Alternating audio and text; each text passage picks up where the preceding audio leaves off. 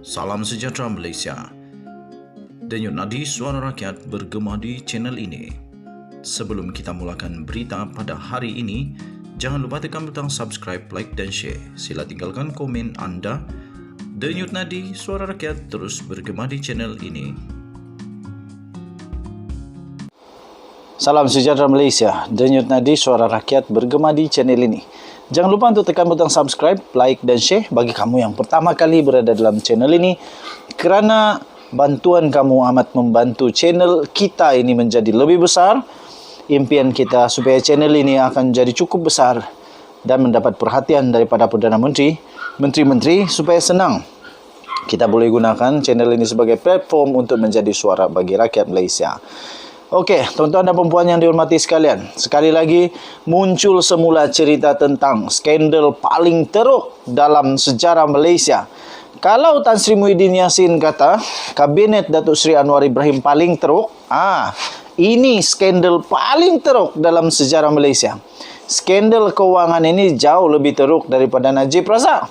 Najib Razak punya skandal baru, katalah 3 bilion lah. Kata saja. Tapi sebenarnya 2.3 bilion. Tapi yang ini, skandal ini berkaitan dengan 600 bilion ringgit Malaysia, tuan-tuan dan puan-puan. Aduh, banyak nih. Paling banyak dalam sejarah, paling teruk dalam sejarah. Ini sebenarnya yang paling teruk. Jadi, sebelum nak komen tentang kabinet orang, jangan lupa bahawa ada 600 bilion skandal yang Tan Sri Muhyiddin Yassin kena jawab. Dan sekarang ini pula UMNO menyokong supaya menyegerakan siasatan diraja ataupun RCI disiasat, menyiasat perbelanjaan sebanyak 600 bilion ringgit Malaysia ketika Tan Sri Muhyiddin Yassin jadi Perdana Menteri yang dikatakan tidak diaudit. Ini memang betul-betul mengejutkan. Pasti seluruh Malaysia mau tahu apa yang sudah dibuat dengan duit sebanyak 600 bilion tu, Pakcik.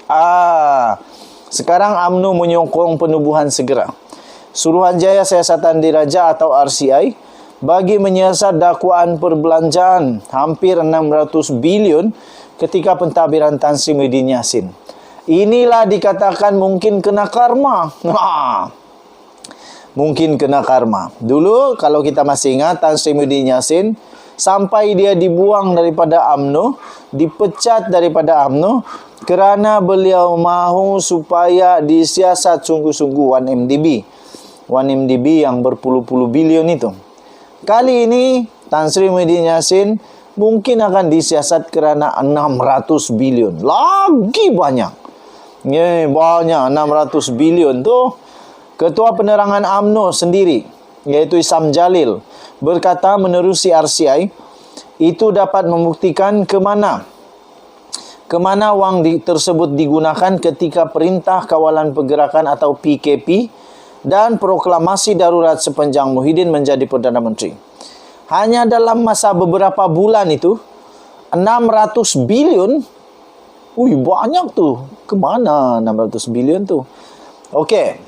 Ramai penduduk Malaysia tidak puas hati yang dikatakan 600 bilion itu termasuklah wang rakyat sendiri.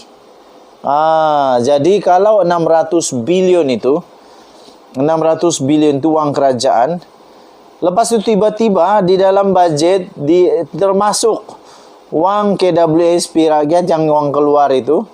Kemudian apalagi 2 kali wang KWSP dikeluarkan itu termasuk dalam perbelanjaan. Habis 6 bilion yang sebenar tu pergi mana? 600 bilion yang sebenar tu pergi ke mana? Mana boleh dalam bajet dimasukkan wang rakyat pun termasuk. Itu wang sendiri dalam KWSP yang dikeluarkan. Yang ini bukan saja Tan Sri Muhyiddin Yassin yang kena jawab, tapi Tengku Zafrul pun bertanggungjawab untuk jawab soalan ini. Mana pergi 600 bilion terhadap ketika Tan Sri Muhyiddin Yassin menjadi Perdana Menteri. Dan akhirnya Isyam Jalil kata kemarin ada laporan polis telah dibuat mengenai 600 bilion itu. Nah, kali ini polis sudah betul-betul terlibat kerana 600 bilion itu punya kes sudah dibuat pun laporan polis, dan katanya saya rasa perkara ini perlu diteruskan sebab 600 bilion ini satu jumlah yang besar. Bajet persekutuan, iaitu bajet persekutuan pun 300 bilion setahun. 300 bilion setahun. Jadi ini sebenarnya bersamaan dengan 2 tahun bajet persekutuan. Bila kita nak tanya pasal benda ini ketika PKP itu, tak boleh sebab parlimen ditutup dan Muhyiddin Yassin buat istihar darurat. Mau tanya tak boleh. Jadi sekarang masanya untuk ditanya. Jadi bajet persekutuan 300 bilion setahun.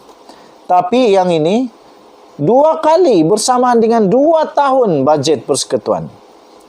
Jadi katanya kali ini kita nak tanyalah kepada Tan Sri Muhyiddin Yassin, mana dana ini pergi? Terutamanya bila kita nampak time pilihan raya ke-15, PRU 15 hari itu, perbelanjaan untuk Perikatan Nasional PN untuk pilihan raya mewah betul. Mewah betul, tiada tin Milo. Tiada tin Milo. Jadi kita nak tahu juga mana dia dapat duit, katanya. Dengan satu klip video siaran langsung berdurasi 11 menit, 9 saat yang dikongsikan di Facebook beliau malam tadi.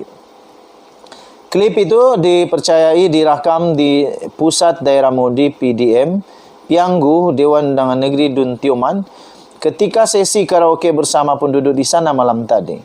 Dalam pada itu, Isyam berkata pemimpin PN juga perlu bersedia untuk didakwa di mahkamah sekiranya mahu membuktikan mereka bersih daripada sebarang amalan rasuah.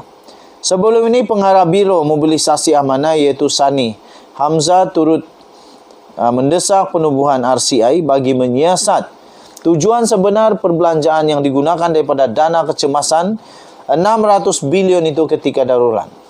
Sani yang juga adalah ahli Parlimen Hulu Langat turut membuat laporan polis berkaitan isu berkenaan di IPD dan Wangi Kuala Lumpur pada 30 November yang lalu.